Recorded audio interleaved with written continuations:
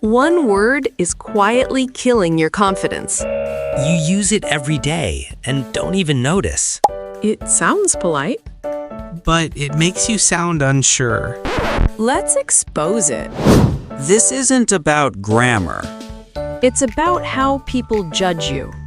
In meetings, Emails. Interviews. Even dating. same word, different damage. Ready? The word is I think this is a good idea, Sounds careful. but also unsure. like you're asking permission. Native speakers hear doubt, Not intelligence. even when you're right. Especially when you're right. Boss asks your opinion. You say, I think we should wait. Translation? I'm not confident. Same idea. Stronger English. We should wait. Period.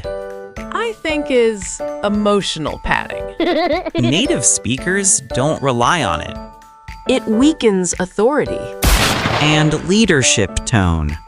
This is subtle English power. Not textbook English. Drop, I think. In my view, or state the fact, Fewer words. more confidence. Instantly. Drop, I think, today. Feel the difference. If this changed how you speak, Like the video. subscribe to Funny English Podcast. English that actually works.